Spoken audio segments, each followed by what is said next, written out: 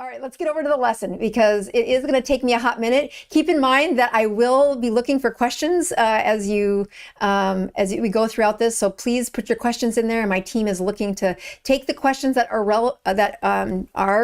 relevant to today and putting them in the chat. We'll take care of them at the end. All right, here we go. So the question, are you insulin resistant? These patients are what they look like to me, which is they have this inflammatory response to them. And what we're trying to figure out is they come to me, they come to the channel, they come to the clinic trying to reverse the problem. And it's not an accident that they come. They should. When you look at the problems that insulin resistance causes, these are the mortality rates for, I think it's 2020 or 2022.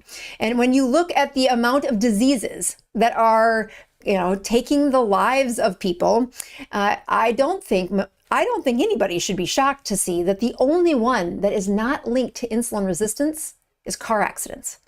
Every other one of these diseases is because of the grime and debris that's happening from the chronic production of insulin. The insulin got so high, and there was so high for so long that your cells stopped listening. So let's back away from the edge for a second and say, how do I diagnose insulin resistance? What are the steps I look for? And I'm going to let you guys say, yeah, even you guys could diagnose insulin resistance based on a couple of these. They're easy. You can see them from across the room. If somebody's body mass index is elevated, I'll bet my bottom dollar that their insulin resistance. When that when the amount of fat on their body is higher to the unhealthy level, and I mean that's above 25, folks, they've got insulin resistance. How much insulin resistance and how long it's going to take them to reverse, well, we can debate on that. Another quick way to measure it is, are they putting that fat on around their middle? So what is their height to waist ratio? A great easy measurement that says you can diagnose insulin resistance. Now, what I think happens to most of the people in our American culture is that they get a lab done. This lab is a very common lab that is called a hemoglobin A1C. This test should have been done in every one of you watching this because it's pretty common and it tells me what's your average blood sugar over the last 100 days. It's based on this structure, which is a red blood cell. A red blood cell does a very vital job in your body. It delivers oxygen. The way it does that is it takes 4 of these globins, they're strings of protein, the globins there in the purple, and they string them together.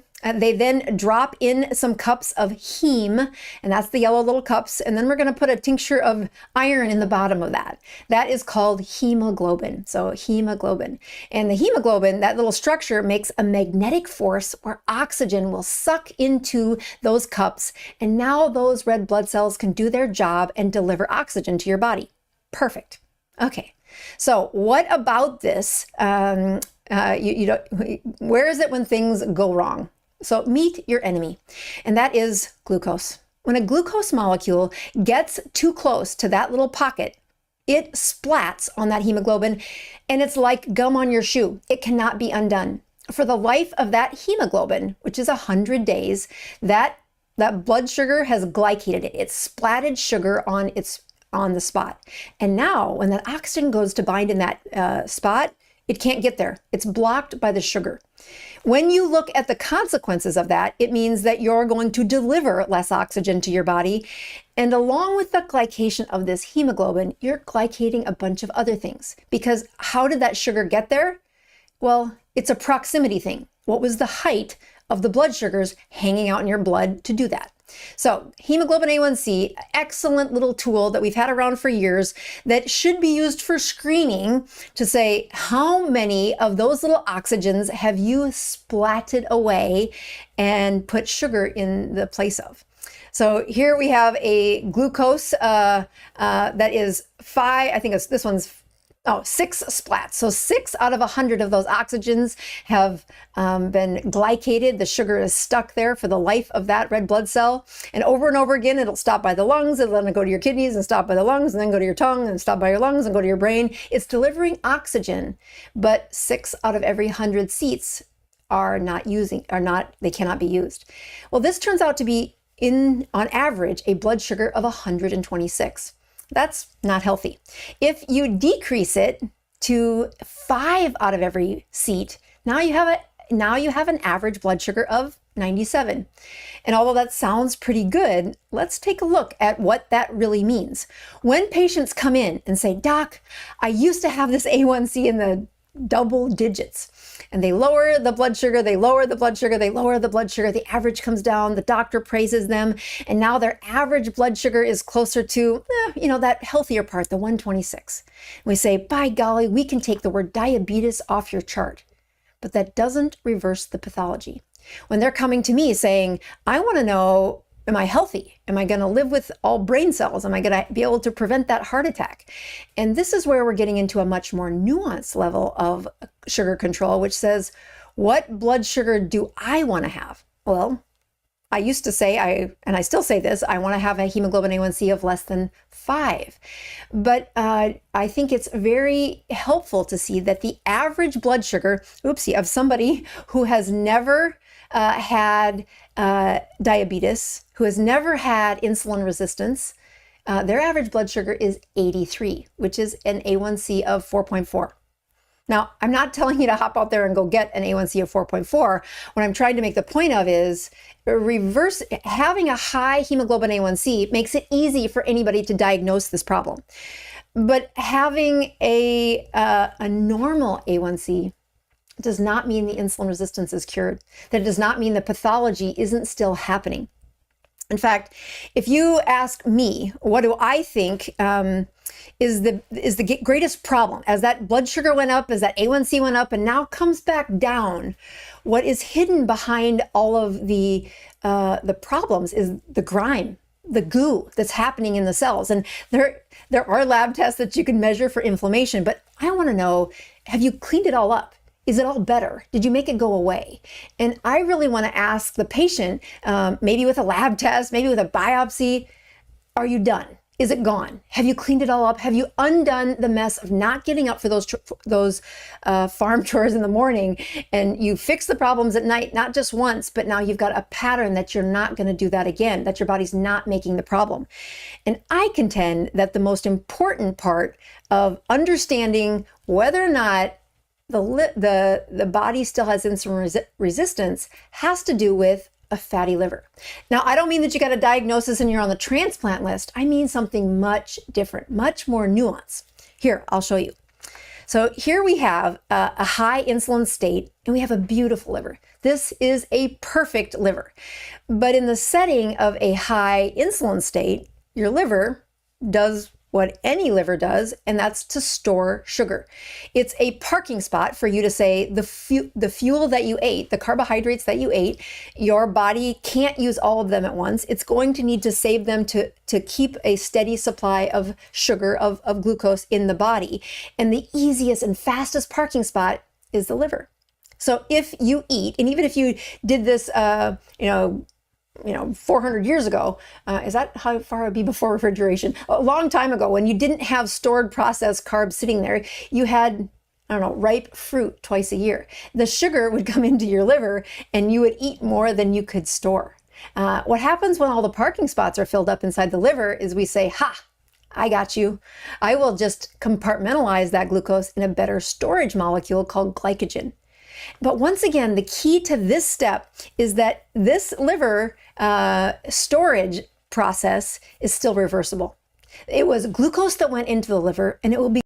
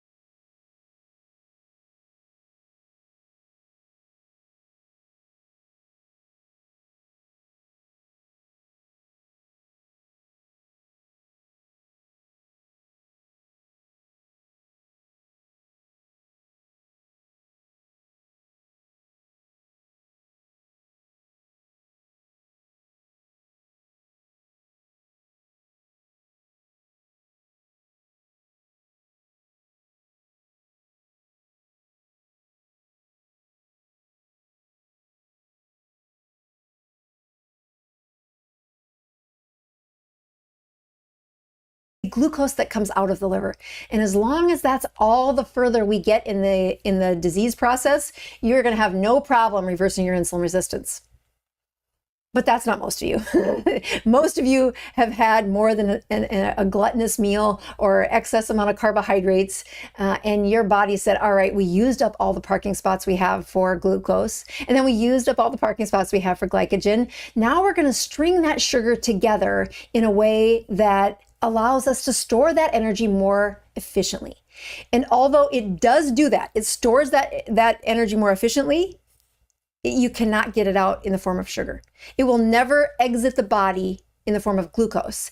It now is going to either need to become a ketone or going to become a string of fatty acids that's burned as energy. So here's your liver. This is the last point of no return, because the longer you keep storing fat in that liver, the more gnarly it becomes. And this is, again, at a cellular level, that is what I really care about. Yes, this is what a transplanted, right before transplant, this is what a liver would look like. But it's inside the cells that I would be curious. And I'll tell you, these patients still have pretty normal liver enzymes. They're at the upper edge of normal, but they're not abnormal. And they have several things that keep me saying, well, you've got plenty of glucose circulating around. As you empty the body and empty that liver with a constant form of glucose, well, it's never going to get to the part where it can touch to empty the fatty liver, the strings of fat that you store there. All right, so let's move on to say, I have had many people say, well, can't you just check to see what my insulin is doing? And I like to point out this. This is the way a research team would look at somebody's insulin. And there are patterns of what happens when glucose goes up and your insulin follows it. So this team of researchers uses the advanced study for looking at what insulin should do in the response to glucose. They're using something called an insulin clamp. I'll explain that in a little bit. And so here's somebody healthy. They show up with, let's make sure my color here is pretty. Let's use white here. So here, I want you to notice that blood sugar is below 100. It's 92. The glucose goes up, it comes back down at the 120 mark. And the amount of insulin it took to do that, the dotted line is the insulin it took. That also is not terrible. Now, you could make the argument that it did peak out a little high. And if you're looking at healthy people, I wonder if it should take that much insulin.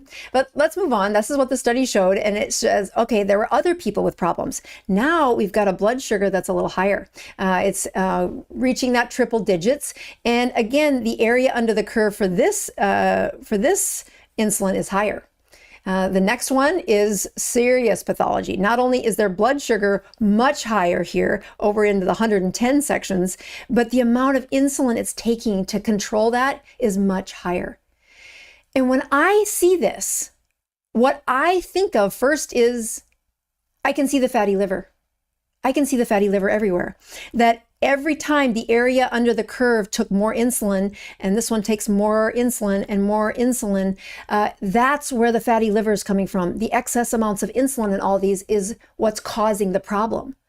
And you say, well, can't I just check my insulin? That's not going to work out so well. When I look at the average American glucose clearance, like you put glucose in them and you say, all right, what's it take to clear it? Here's a perfect example of average. So I want you to notice that the red is the glucose, and that glucose starts out at 90 at that point. It's still double digits. The insulin is also very low. I'm going to guess that's about a 10 or an 8. As you put that 75 grams of glucose in, or let's make it more relevant, let's use a meal. They put the meal in. We're going to see the patient's glucose rise to 140 within 30 minutes. And then we hope it's down to about 130 at the 60-minute mark. It goes down to about 110 by the 90-minute. And by 2 hours, it should be back to baseline. Now, this one, again, gets you pretty close. But what's the most important part is, how much insulin did it take to control that? And most average Americans have way too much insulin happening under the curve to control these blood sugars. But just like anything, when you have healthy and you're comparing it to the neighbors around you, you can find people with obesity still saying, but I'm way better than the folks around me. So let's take a closer look. We have two examples today that I think do a great job of teaching what is really happening under the hood. What is really happening when that insulin went that high? I'm going to just take a minute to, I'll actually do that in just another minute. We're going to talk about this example. Here's a 60-year-old male who comes into the clinic and actually comes to the Pin Chasers. That's the support group that I host every week for free.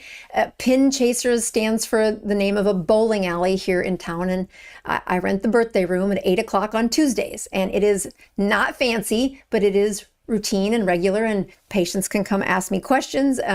But more importantly, people who aren't patients, anybody who wants to have me answer questions can come and see what's it like to be in the community of Tampa Bay and what's it like at 8 o'clock at the Pin Chasers.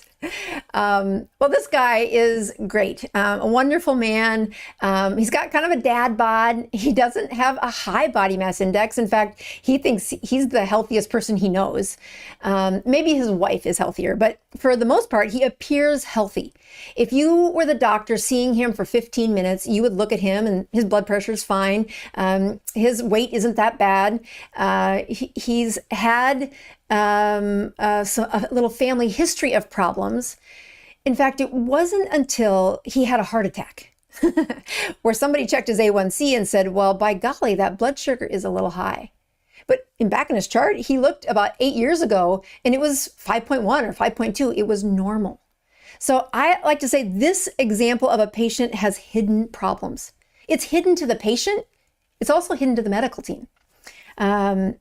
Unless you do something super fancy. Okay, so here's this patient, our 60-year-old male with the hidden problems. This is before we put him on a ketogenic diet. And here he's got that blood sugar that's, 90. He's great. Doc says, you're fine. That blood sugar is wonderful. And as he puts in his meal, he eats a meal, and then he has a blood sugar go up to 140, and then it goes up to 170, and it stays up at 170, and maybe it comes down to 160 by the time the 2-hour mark hit. And here's the real problem. What happened behind the scenes was, well, how much insulin did it take to control that? And here is where you get to see the real danger, is that the area under the curve, the amount of insulin it took to control the blood sugar was way too high, way too high. I like to think when this patient shows up for, the average doctor's appointment, it isn't something you could see. That when you look at that number at the 2-hour mark, at the 3-hour mark, at the 60-minute mark, at the 90-minute mark, and at the 2-hour mark, that's really where the story's told. But who checks that? I mean, there is something called an insulin clamp. But in my 25 years of being an internal medicine doctor, the only place I've ever seen this done is a research team. And what they do is they hook up one IV to drip in blood sugar, and they hook up another IV to drip in insulin. And what they're doing is saying, well, how much insulin does it take to keep that blood sugar stable? And in this patient, to keep it stable, well, it didn't take much before he started making problems. But now the amount of insulin that it keeps if you don't want the blood sugar to rise, you have to keep titrating up the insulin. How much insulin does it take for his cells to listen? And of course, this changes throughout the day. It changes when you break your toe in the middle of the night and don't sleep well. It changes when you're stressed, when you have higher cortisol. It also changes as you age. But this guy the doctor should have known. All of his family has heart disease starting in their late 40s and early 50s. The amount of disease that he's growing is far higher than our other patient. Take a look at this. So we have our female. So one's a boy, one's a girl. The second example, that I'm going to use to teach is a 65-year-old female. I want you to pretend that she's about 75 pounds heavier than she is in that cartoon. But she has inflammation. Her body mass index from across the room, you can see she's fat, she's overweight. She's obese, actually. And everyone in her family is fat. This is not hard for her to see. She kind of has given up that everybody has these problems. When she finally went in to say, I've got a bunch of old lady problems happening, her fasting blood sugar was elevated. And she knew it. She said, oh, it was that way the last 3 or 4 times I went into the doctor, and they said, you should get the blood sugar down. You should get the blood sugar down. And I like to say this woman has obvious problems. Not only is she overweight from across the room, but her blood sugar, there is no doctor in the country that should let that triple-digit fasting blood sugar go uneducated. That the patient should be aware and the doctor should do something about it. So here we have this woman. When she shows up to the clinic, she has a high blood sugar. Hers is 110. And when she puts that meal in, when she eats her meal, the blood sugar shoots up to about 170 right away, up to 180. But if she would just come back at the 2-hour point, it's almost back to baseline. It's almost returned to normal. So if all I was looking at is glucose, I would see the problem actually, but you would see her control the blood sugar pretty well. And this is the amount of insulin it would take to do that. If you compare that to the last patient, it's not. I mean, this is less insulin. The problem with this patient is at the end of the 2 hours, that insulin is high, and she's going to keep that insulin high for the rest of the day. If she practically smells food, she's going to make insulin. And the grime of what's happening inside those cells does not get to reverse. She gets the privilege of having it pretty normal when she's fasted. When she hasn't eaten anything for 12 to 16 hours, she comes into the lab and we can see this fasted fasted insulin. But who checks it at 2 hours? So when I look at what insulin does and why it's such a naughty thing for patients to have to struggle with, insulin is something you cannot measure directly. Yes, I can order it, but I'm telling you, do not waste your time. That direct measurement of insulin only deceives the patient into thinking that you're okay. Like if I would have checked it in both of those patients, well, their fasting insulin was fine. That's not the problem. The problem is their insulin is screaming at the cells to take care of this problem, and the cells have stopped listening. And if we're going to reverse this, I need to know, are the cells listening? So let's see if we can show how to reverse this insulin resistance in the 3 steps that I would look at. So yeah, her excess insulin is inflaming her, aging her, and growing the problem of insulin resistance. So here we have our liver. Remember where we were. It's got high insulin, so it's packed full of glucose, it's packed full of glycogen, and it's got those strings of fat in it. But the only thing coming out of the liver, only thing exiting the liver is glucose. And so in order to get the fat out, you have to lower the insulin enough to mobilize the fat. And we know you mobilized fat when you start to produce some ketones. So here's this patient, and we are trying to say, are we improving their health yet?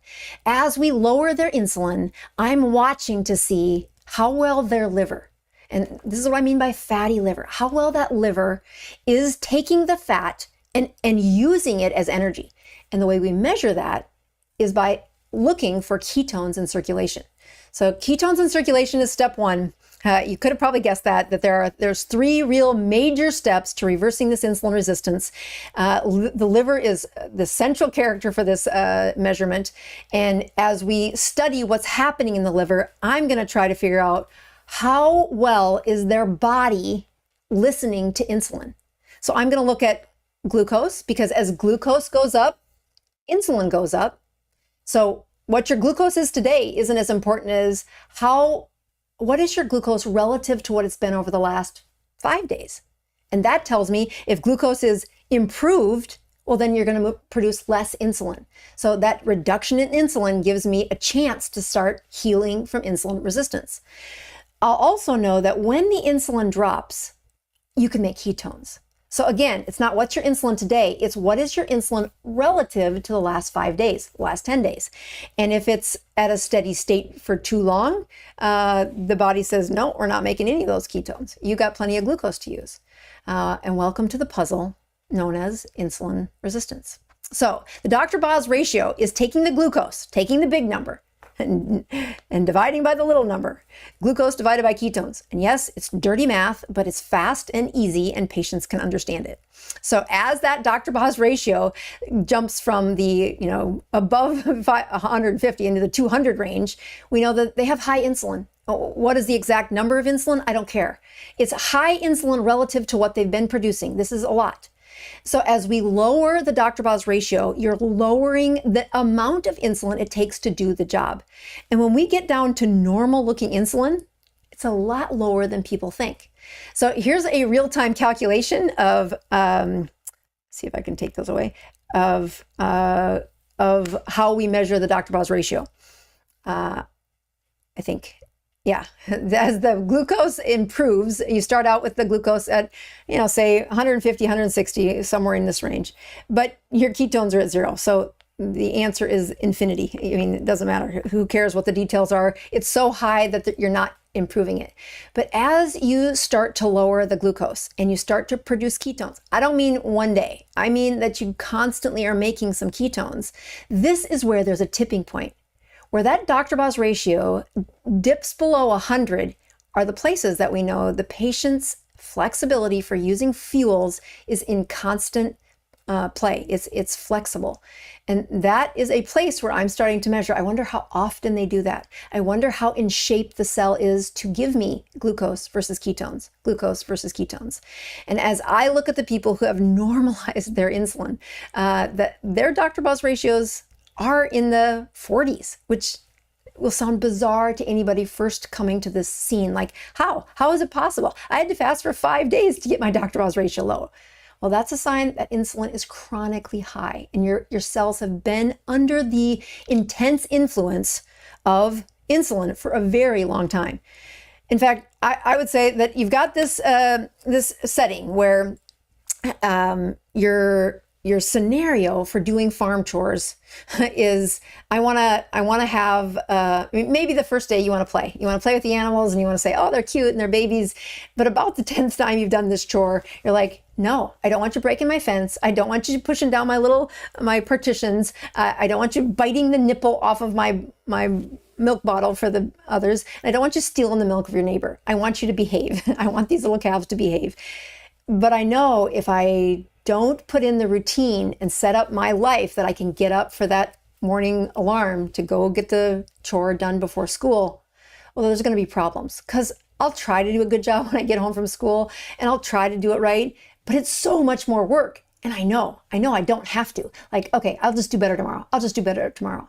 And the chronic nature of reversing that farm chore routine into something that is sustainable, that's something you can, get to the adulthood of that calf. Well, it has more to do than just the alarm. It has to do with the process and the amount of structured milestones for saying, okay, we are getting reversal of the chaos behind the chores. We are getting reversal of the insulin resistance. So let me show you the first step. So step 1 of 3 to reverse insulin resistance. I bet you guys could guess it. You must have ketones in production. You must produce ketones. When I get folks showing up to this, both of these folks showed up this way. I showed up this way when I first came to the ketogenic diet, and they're eating multiple times a day. The height of how high their blood sugars go, somewhere in the 150s or 60s, is not uncommon after a meal. To keep that blood sugar under 140 is a rare find in the wild. Only when I'm looking at, well, what are they doing at night?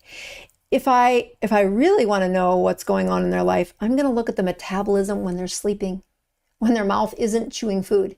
And I want to know how well do they push the reset button from this last bite of food until the morning cortisol rise. So they come in, this is what it looks like. We put them on a ketogenic diet and we say, all right, now that blood sugar has come down a little. We've taken the peaks from up here, and we've pushed it down a little. So, and again, they're still eating multiple times a day. We don't really work on that. But what happens is that relative change. That reduction in carbohydrates decreased the insulin. The blood sugar decreased and the insulin decreased. And now ketones were able to be produced. They started to mobilize some of that stored fat in the liver, and they feel pretty good. And this goes on for a patient like our 60-year-old male, where he shows up, here was his blood sugar, here was how high the insulin was under the curve. And when you added his ketones, they were flatlined. There was no such thing. They didn't have any ketones in circulation. And his body has been in that status of no ketones for years. When we put him on the ketogenic diet, his blood sugars stayed under 140 when he's eating on a ketogenic diet. So it would start out at about 80, stay under 140. And by the time the 2-hour mark was there, he wasn't back down to his baseline, which would have been the healthiest, but he was making ketones. So if you look at that ketone production, it's above 1 in the morning when he's been sleeping all night long. This is a really good sign that his system is working out his metabolism while sleeping, which is what all of us are supposed to be doing. But welcome to what's normal. No, that's not normal in most of us. He even eats, and the ketones don't drop much because he's got many mitochondria, not only producing those ketones, but demanding them for energy. So his Dr. Boz ratio goes up above 100 because the glucose went up. And now he does drop his ketones. It does, I think, get all the way down to 0 before he gets to the end of the 2 hours. And the good news is his ketones show that when he goes without food for a while, he makes good ketones. But now that he's eaten, those ketones are going to stay low probably the rest of the day. He has enough insulin produced here. This insulin's so high that it's going to suppress any ketones for the rest of the day. So he really only got to repair that grime, that problem, while he was sleeping. But he's doing a lot of things right. He's 2 months in, he's lost weight, and he feels wonderful. Let's take our girl. So this is the woman who shows up overweight, and everybody in her family is overweight. And she finally says, I'm taking life by the reins. I'm going to fix this problem. And she starts out with that blood sugar really high. Her ketones are also 0. There's none, and hasn't been for years. But a couple months into keto, and she has a glucose that's in the double digits. She's lowered it enough to have a glucose production in the double digits. This has also reduced enough of her insulin that she's making ketones. But as soon as she eats, the glucose doesn't rise too much. I mean, she has really good control of her glucose, but the ketones go to 0 and they stay at 0. And just like I was saying, look at that Dr. Boz ratio. It's just, there's no production of ketones. So as you look at what this insulin was taking in the background, even on a ketogenic diet, it's going to be an excessive amount of insulin. And I can tell that because her Dr. Boz ratio at the 2-hour mark, 90-minute mark, all are too high. But the best part is she is dropping that hemoglobin A1C. And so was our other patient. So step 2 is they make ketones for step 1, but step 2 is they normalize that hemoglobin A1C. Let's take a closer look at that. So this is what he looks like when he's healthy. He's got less inflammation going on. They do feel great. And as they enter into this phase where the blood sugars still go higher than I'd like them to be, but he's got lower ketones, I'll push them to say, I need you to change the number of times you eat in a day. And by golly, 2 times of eating a day will raise that ketone because it's less stimulation of insulin. It's honestly not a lot. I wish, especially in that female, the amount of insulin she makes every time she eats, that this meal causes her enough insulin to last the whole day. If she didn't eat this meal, she would repair a lot faster. But it's just too much to ask somebody in the first part of this journey to say, I want you to eat once in the morning and then not at all the rest of the day. There's easier ways to stay the course, meaning there's easier ways to get these farm chore processes into something that's manageable.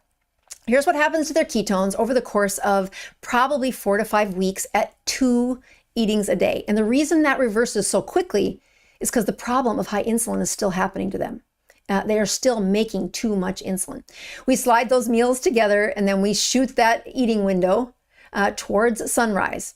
And when we do that, we do get an improvement in the amount of ketones produced. So I specifically want you to keep your eye on this season for here's where they stopped eating and here's what's happening with the amount of the insulin has to be less at that point because it's producing that ketones in the morning. So here's the Dr. Boz ratio. They wake up in the morning. It's 2 digits. That's really good. That's really good. And we're reversing problems. But as soon as they start to eat, the insulin wins. They make way too much of it in order to reverse the process. Now, when we check them in the middle of the night, like at 2 in the morning, their ketones are high again and their glucose is low. But who does that? Not too many people. And so we've got, let's just make sure you understand what we've got happening for most of the patients. When they come in to see me and they're so happy, they say, "Doc, my hemoglobin A1C is normal. I've never seen it in the fives." They have good energy. Their brain is working again. Their bodies are working again. Some of those old lady problems have been reversed. And they want to know, am I there yet? Am I done? And the answer is no, they're not. They're not. Step 3. So we've done step 1, step 2. Step 3 in this process is something that I almost didn't put in the slides because it's so cliche. In fact, I really hate seeing even my own videos out there which talk about hormone balancing. I'm like, oh, good Lord. The way hormone balancing has turned into like a marketing glib, it's deceitful for the patients. When you look at what I'm talking about when I say, all right, if you want to reverse the final step of this, it is to balance hormones. But you need to know that a cell in your body at any given time is being influenced by about 40 hormones. By definition, a hormone goes to the cell and tells the cell what to do. So it's got 40 people telling it what to do. But there's one master hormone that outrules any other hormone, and that's insulin. So if you skip to step 3 and go to your doc and say, hey, I need some sex hormones, I need testosterone, I need estrogen, and you didn't fix the first 2 steps, you don't have ketones in circulation, you haven't got that hemoglobin A1C to normal, and you start mucking around with, can I add some hormones and improve the situation? The answer is like, you're wasting your money, you're wasting your time, you're traveling around the sun and aging faster and further, and you're not cleaning up the processes to actually reverse the disease. You have to start with those first 2 things. They have to produce ketones. They have to normalize that hemoglobin A1C. Don't look too far ahead when it comes to what are the next steps for reversing it. So here's our guy, step 3. And here he was with his hidden problems, keeping in mind the first step before he went keto was his blood sugar was fine, not bad at all, but his ketones were flatlined, and the amount of sugar that he produced at the 60, 90, and 120 way too high for healthy people. This is why this man has more disease than the female example. He has so much debris built up in his system that he's gonna have a heck of a time emptying it all. So here's what happens when he went keto. And I don't know if that last slide was correct. This is 1 year ago. He'd been keto for, I don't know, half dozen months. And he made good ketones until he ate. And then the ketones went to 0. And then once they were at 0, the rest of the day, he didn't make very good ketones. It's not something where we could say magically it's better, but now that we have manipulated some of the hormones, dang, look what happens to him. I mean, I just think this is impressive. His blood sugars were in the 70s, so it's off the chart here, actually. And then when he eats at the 30-minute mark, I mean, the blood sugar doesn't make it to 100. That's how little his blood sugars are moving because we took care of some of those hormones. And when I look at the ketone production, his ketone production hardly fell at the 30-minute mark. And it did not go to that danger zone of none over the 2 hours. And this is the dramatic difference between what happens at step 2 to step 3. Now he comes to keto group nearly every week and is an incredible vessel for teaching me how nasty that disease is. Because even in the midst of all this, he's had another heart attack and a stroke. Not because of what's happening today in his cell, but because of how much the cost of that grime that's been around forever has cost him. So here's our gal. She also has, again, the fasting blood sugar is really high. She goes on a ketogenic diet, drops the blood sugar, and starts making ketones. But again, quickly, the insulin resistance wins, and she stops making ketones. So we work with her hormones and work with her situation. And now, in the morning, let's do the math here. Her blood sugar is 80, and her ketones are 2. 2.0. So that is a Dr. Boz ratio of 40 there. By the end of the 2 hours, she still has a Dr. Boz ratio of 1, and she has a blood sugar of 100. So she still has a Dr. Boz ratio of 100 there. That is powerful, and especially when you can see that she doesn't just do it one day. This is the constant return of that to her system. And when I look at, actually, I'm going to fast forward this to when I look at some of the things when patients ask me, how well do I think my insulin resistance has gone? Many of you saw me on the advent of this, or really early into the story of a ketogenic diet, where I said, hey, guess what happens when I think I was probably 42-year-old woman who's had 3 kids, and the 50 pounds that you really, or maybe it's 30, whatever, too many pounds of fat that should have been off, didn't go off. And then I go on a ketogenic diet and I drop some weight, and boy, I do feel better. And the swelling in my ankles is, that I point out to all my patients, boy, I don't have that anymore. And I feel so good and my brain's on fire. Wow, I write a book. I write a couple of books. And yet every time I go to check my insulin resistance, my Dr. Boz ratio over the course of 2 hours, it's terrible. And I keep trying to do things. So then I start to say, well, what is it about could I ever reverse my insulin resistance? So hang in there. I'll tell you the answer here. We're going to do one last thing. People who reverse their insulin resistance, number 1, they make ketones. Number 2, they normalize their A1C. And number 3, they balance their hormones. Said another way, people who reverse insulin resistance measure. Glucose and ketones don't just say, oh, I can tell I'm in ketosis because of my breath. No. Okay, yes, you might be able to tell that. What I want to know is, what is it relative to your glucose? And how often can you hit that? And more specifically, one of the major things that I know is hard for patients to hear is, I don't care what your glucose and ketones are in the afternoon as much as I care what they are first thing in the morning. I want to know what your metabolism did when you were resting, because there's less messiness in it. There's less noise in what's happening with your insulin resistance. And when I look at that liver cell, that thing where at the beginning I'm like, what does it take for me to see? Well, that's the clue where I'm going to know, is the insulin resistance gone? Hang in there. Here we go. So that insulin resistance, they measure.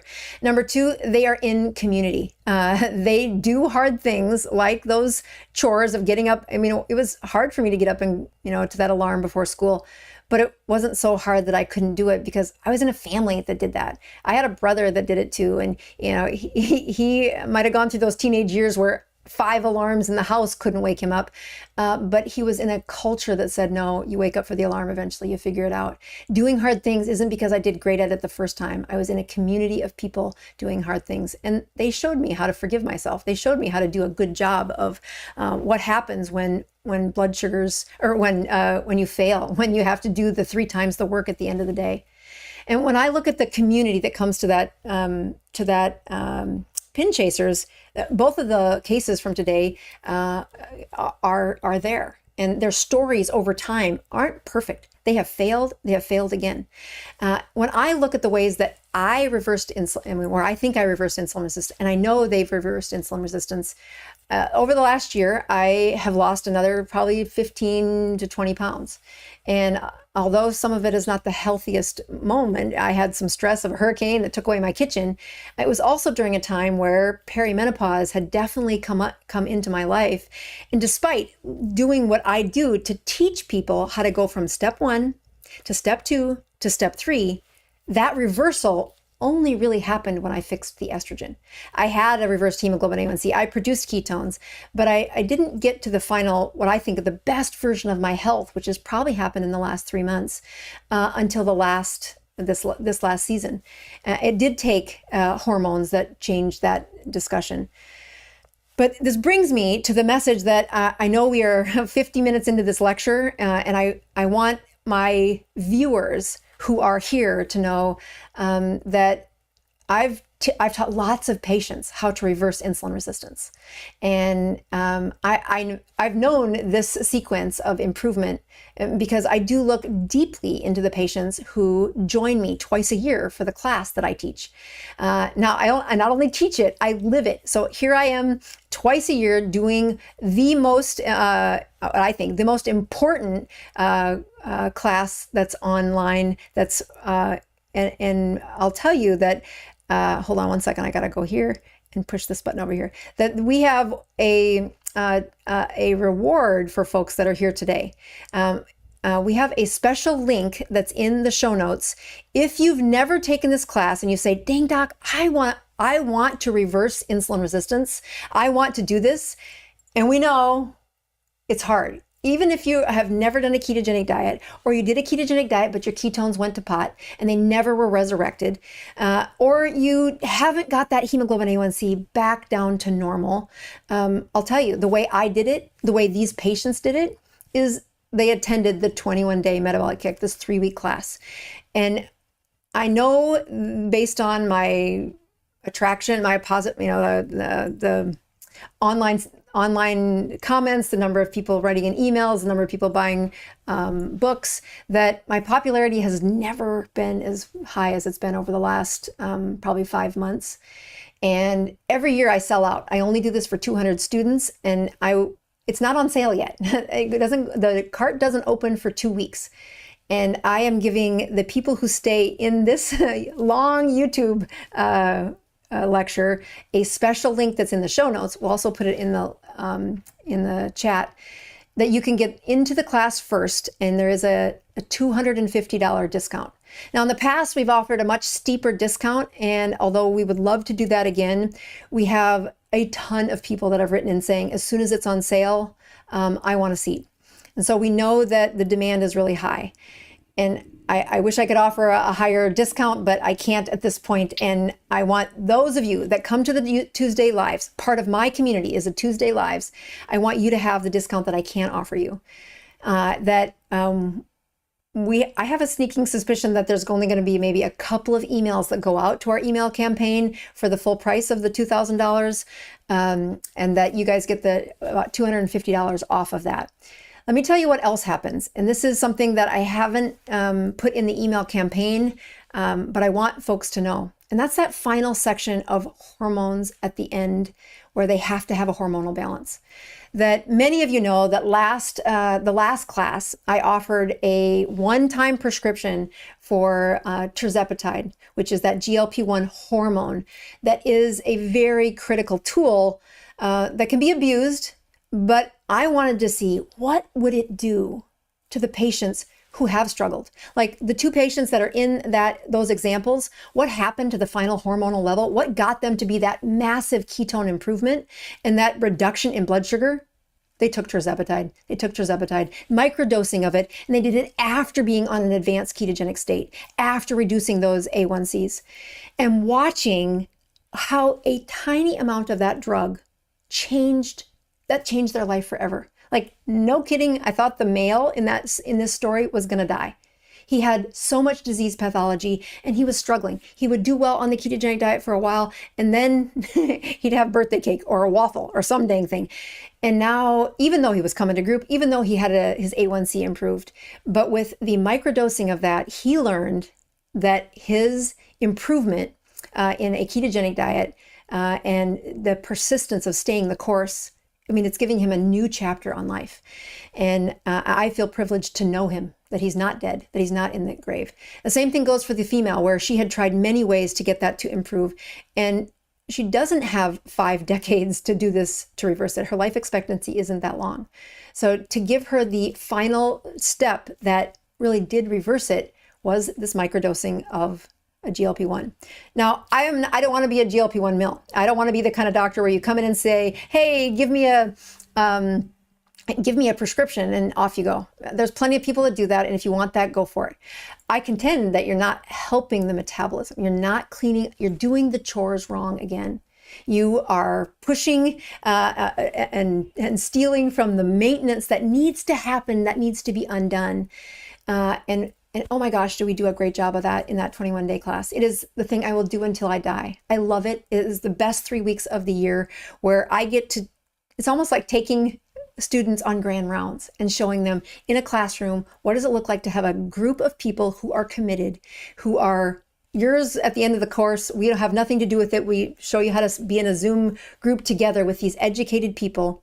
And now we are offering at the end of the class, anybody that was one of those 200 students, we will show you 12 weeks of chaperone GLP-1 microdosing if you choose, if you want that. Many will not need it, but those who want it, we don't want to become your primary care forever. We want to say, watch what happens when we do this. And at the end of the class, there is a referral letter, us to your primary care physician saying, here's what happened to your patient, not only when they went on a strict ketogenic diet, not only when they learned how to do a sardine fast, and even a water fast if it's safe for you, but look what happened when we added the microscopic dosing of GLP-1s after they did that. And I feel that it is my calling, that God has given me this gift to teach and to enjoy teaching, and then to steward patients through this season of reversing metabolic disease.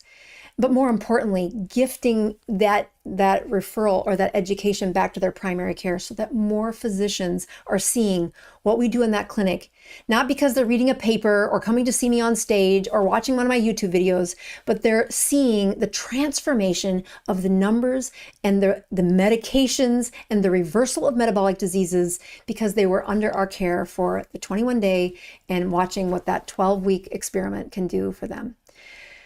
So this is a really important message to me. I'm doing this 2 weeks before I open the cart, launch the cart. You won't be able to go to the website and get in. You must use the link. It's a what you call hidden link, where I'm trying to gift it to the people who show up for the Tuesday lives, who support me in the process of not only showing up, but asking good questions and again, joining us in how we reverse metabolic problems. All right, it is late, but we are going to answer some of these questions. So Dolores says, for seniors who may have been insulin resistant for decades, how do they know if the reversed insulin resistance? Can they eat low carb and then do they stay on that forever?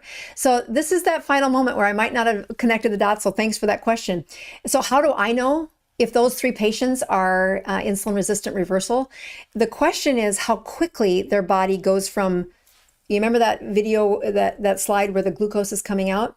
I want to know how quickly they can go from glucose coming out to ketones coming out, glucose coming out to ketones coming out. And it's not 100%. You have, a mosaic of whether or not your cell, in fact, your mitochondria, are producing ketones or not producing ketones. And that liver production of what's coming out of the liver, how much glucose is present, how much ketones are present, it gives me a snapshot.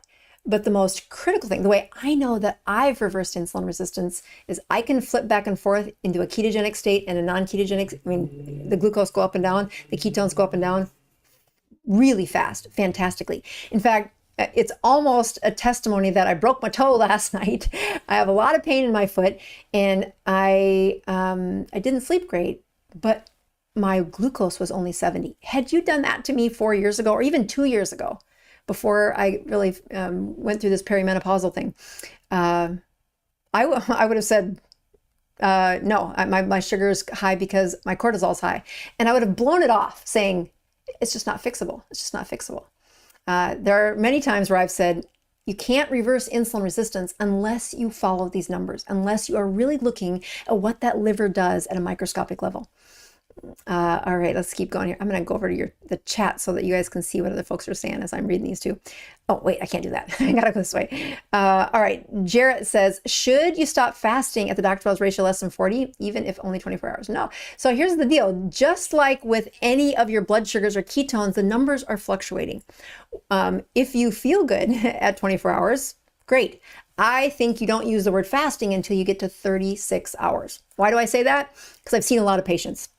I've seen a lot of patients who do not reverse their insulin resistance, but they put in a lot of hard work.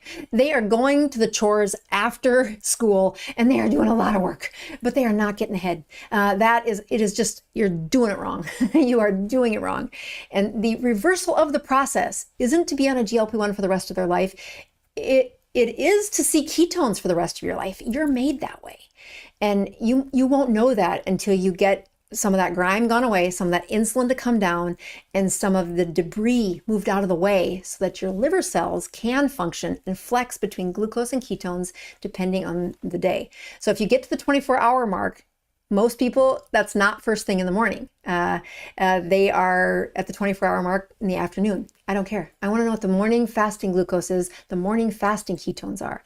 So the mistake I see people do is you can manipulate your ketones and glucose once you get the hang of this. Go for a walk, go out in the Florida August or July heat, break a sweat.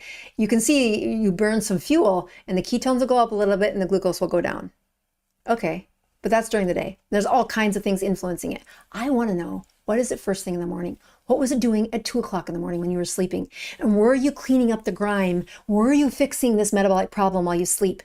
And therein lies the issue of how long it takes to reverse insulin resistance. And it's not as much time as it is people get stalled and they think they're doing okay when they're really just doing all of the chores after school in the hardest, most impossible way.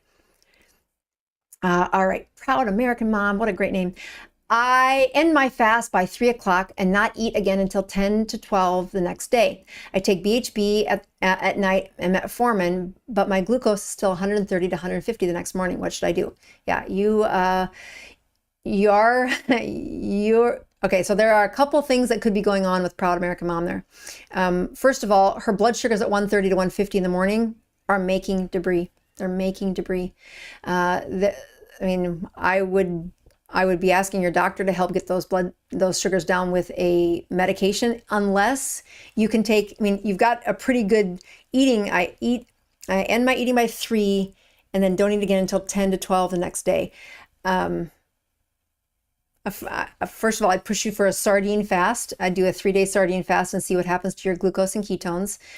If the glucose never drops into the double digits, you need to see your doctor. This is not medical advice. I'm just educating through your example. I am serious. You should see your doctor. But it's a typical problem. She's got severe advanced insulin resistance. And the reversal process is she's trying to do what a healthy set of cells should respond to, but something's wrong. She's either more advanced than she thinks she is, or her body's no longer making as much insulin as she thinks she is. All right. Oh, CA Virka. I know you. What are the biomarkers that best define insulin sensitivity? Is it just keeping A1C under 5? A1C under 5 is a great one to begin with. But I'll tell you, I have some people who are really good when I look at their continuous glucose monitors. So when I said, what's the best metric? Yeah, the area under the average, which is your A1C blood sugar, is good, and under 5 is amazing. But I've seen some people who I think are insulin sensitive and their A1Cs are 5.1 or 5.2. It's from years of problems. So either their red blood cells don't last as long. And what I'm saying is A1C can deceive you. Don't use that. Once you get it to normal, I would love to hear a 4.8. That does give me even higher confidence. I want to know what's their blood sugar doing when they sleep. That's a really good one. And if their blood sugar is drifting up through the night, like especially into the 90s or above 100, that's a metabolic sign that you still have a lot of glucose to burn through. I love to see the ketones present in the morning when they wake up. Again, it's fasted, you're sleeping. So how quickly could you turn on the ketone lever while you stopped eating? And if it takes you 2 days, like the last patient, I bet it would take her 2 to 3 days to get the ketones up and the glucose down, based on just the gestalt of that profile. In a healthier person, somebody who's doing better, I'm looking at a uric acid that's under 5, meaning the storage of their sugar has the debris. Storage sugar turns into uric acid. Glucose turns into fructose, and fructose turns into uric acid. And even a glucose of 105 is making fructose and turning it into uric acid in my chronic insulin resistant patients. So how do I measure that? Uric acid. So get that uric acid into the 4.8, 4.5 range. I love seeing that. Again, that A1C like it is. That fasting sugar or the middle of the night sugar is another wonderful way to do that. Other things you look for are the chronic inflammatory markers like C-reactive protein, and even like homocysteine is a tricky one. If they've had elevated inflammatory markers for a long time. Their homocysteine will be above 15 or maybe even above, I love it, less than 10. So those markers all give me a clue that they're going in the right direction, and that if they've arrived, all of them are great. Like their homocysteine is 8, their uric acid is 4.5, their hemoglobin A1C is 4.8, their middle of the night blood sugar is 70. I mean, those are healthy numbers. But if you look around, your support group, you may say, nobody gets that. That can't be normal. But it is. All right, so Sue B says, when consuming your ketone, is there a time when it shouldn't be consumed? Healthy 60-year-old female trying to biohack life, fasting, sauna, keto, carnivore. Oh, nice job. So ketones do give you energy. So I think having them at bedtime can be a little disruptive to the sleep cycle. I had a couple more stories today in the 21 day, just looking at a couple folks that had stalled, saying, how do I go to the next level? How do I get out of this rut? I don't want to hang out here forever.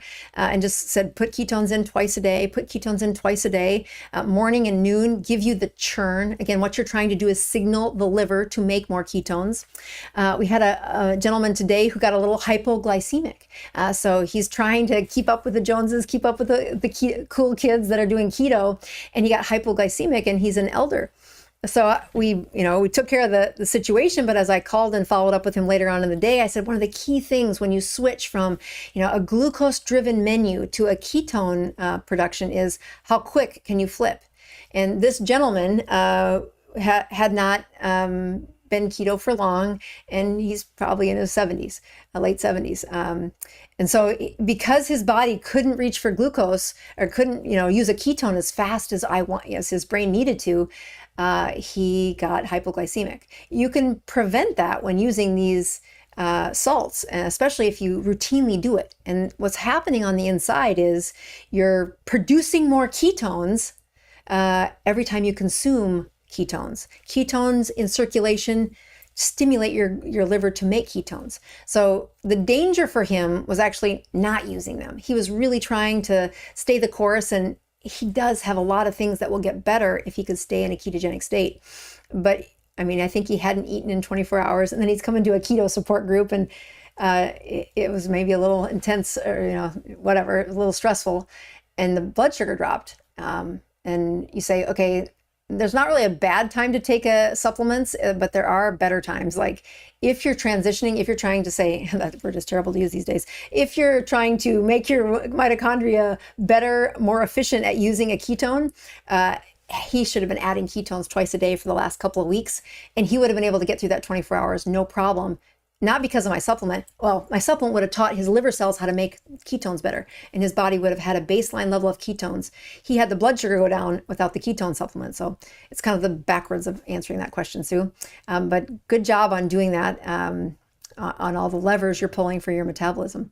Okay, Christmas MC, what's the lowest level of ketones do you need to produce? To start to empty the liver of glycogen, and at that minimum level, how long will it take to empty it? Yeah, so you can think of glycogen emptying of the liver as how long do you need to fast? Let's just target that. Let's take normal people. How long do you need to fast to empty the glycogen storage in your liver? And I would tell you, go get a continuous glucose monitor. If you need one, go to bozmd.com and do Dr. Boz favorites. There's a way to get a continuous glucose monitor. In fact, I was going to put my meter in, my continuous glucose meter in again tonight, because what I've learned about me is what I want you to learn about you. If you don't have a snitch of food, what is your blood sugar at 72 hours? Or let's start at 36 hours. And if at 36 hours, your blood sugar's still in the 90s, maybe even the 80s, you're not an empty liver. An empty liver is a blood sugar around 65. Now, just like that guy at group this morning who got hypoglycemic, I don't have to know what his blood sugar is. It was too low for his brain to handle that. His body was used to a higher blood sugar, and he dropped below that without producing the ketones. So what your question is at Christmas is the lowest level of ketones you need to produce to start to empty the liver of glycogen. It starts to turn on somewhere about 0.5, 0.6, then you can start to see, all right, you're dropping insulin and you're continuing to mobilize glucose. When I look at how quickly my body can drop to a glucose of 65, it's probably within about 30 hours of not eating. And I get in that 65, 70, maybe 48 hours. But it'll flatline at 65. My ketones will continue to prime the pump. I'll supply my body with ketone fuel throughout that time. But that's a human thing, that dropping that blood sugar into that 65 range is what happens when you get to gluconeogenesis. And this is not my opinion, this happens in everybody. The danger is if you're not healthy enough to supplement that fuel with ketones, you're going to have happen what happened to that guy today, which is he got lightheaded and had to sit down. The supply of ketones is the key for that transition. And reversing insulin resistance. I mean, reversing insulin resistance means the liver's empty and it's staying empty, meaning it's not getting more fat in it. I think there's quite the paradigm where you're asking people to eat fat so that they can empty the fat in their liver. But the key is the liver fat is trapped behind a wall of excess insulin. Adding fat in your diet, a ketogenic diet, allows you to consume calories and deliver fat to those mitochondria and make some ketones. It's like the first step of, you can't mobilize the fat in your liver because the glucose is high because the ketones are high. So the glucose goes down and the insulin goes down, and the mobilization of the fuel called fat only happens when you've notched the ketones up and the glucose down. So let's just try to answer that question again. 0.5 is the minimum level where you know it's a nutritional ketosis, but you're going to wait what you really need to have is a stable, decreased amount of glucose production. And I mean, I would prime the pump. I would put ketones in circulation if you're not able to get to that 36 or 48 hour fast or a sardine fast. All of those would give you the answers. These are the kind of things that when I'm in the 21 day, I'm able to answer them much more thoroughly because I can learn about the patient a little better. Will the liver make ketones from liver fat before using the fat? Oh, this is a great one. So the liver fat, let me just show you this on the example here. It's a great question, and I think people get trapped by it all the time. So I'm going to start this one and go back over to my little slide. So here's this fatty liver, right? And you have high insulin. And the question is, well, how do I use that fat? I don't want to eat fat. I want to use that fat. But every time you saw those patients eat, their insulin would go higher. Their body would make more insulin. Now, that is the least amount of insulin stimulation or insulin production happens when you eat fat. And when they eat fat, as long as they've got less of the glycogen. Let's see if I can do it in blue. Less of the glycogen. Oh, come on, one more time. Maybe it's not going to work. Okay, whatever. Less of the glycogen, less of the sugars. The production of ketones starts to circulate when all those glycogen are empty. So the glucose still is emptying. Those strings of fat turned into ketones, the first strings were from the fat you ate.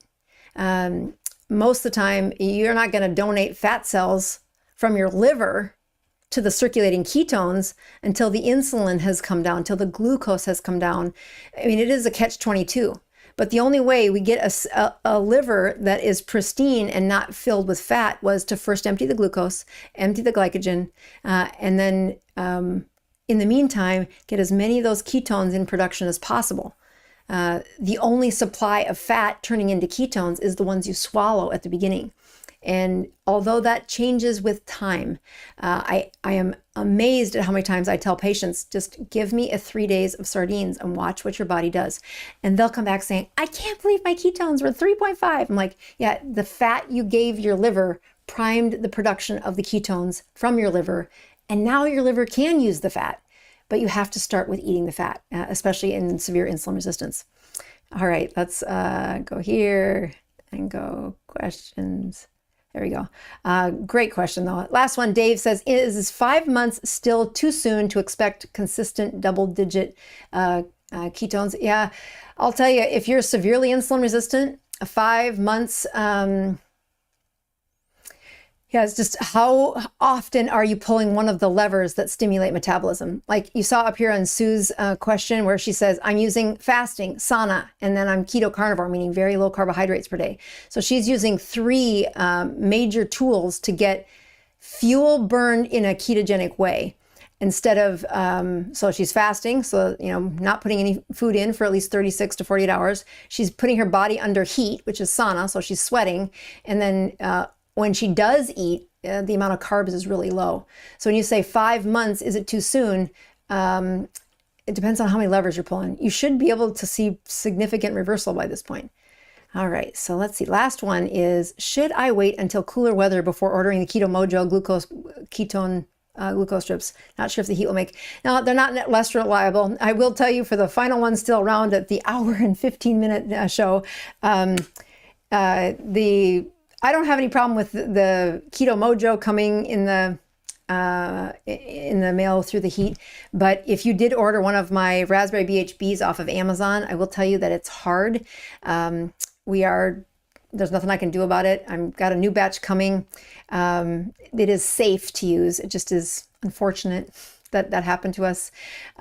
We are the highest ketone content in that BHB tub. I usually have one sitting near me here, but I don't right now. So if you ordered that and the heat got you, I would just ask please don't send it back. Please use it. You just need to crush it up. It's not harmful. We've had it safety tested. It is fine, but the chances you're going to get any more BHB is pretty low because I'm waiting for another supply because of what happened. There is a chance that we're going to have a fire sale with some hard BHB, and we do know that there is a huge shift in where I'm spending money in my business. I've been putting a lot of money into advertising on Amazon and on Google, and I'm going to pull back on that. Try to not increase the prices as much as I was going to increase prices, and just cut back on advertising.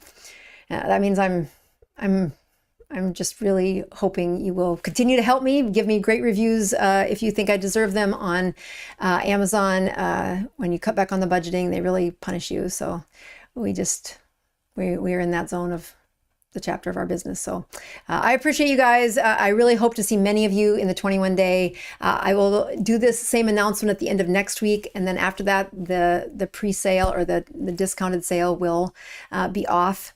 And then we'll be in the regular campaign of selling the 21 day. With only taking 200 of you and the high number of folks that tune in every week, I'm pretty sure we'll sell out, which would be a blessing. We will see you guys next week. Thanks for staying till the end.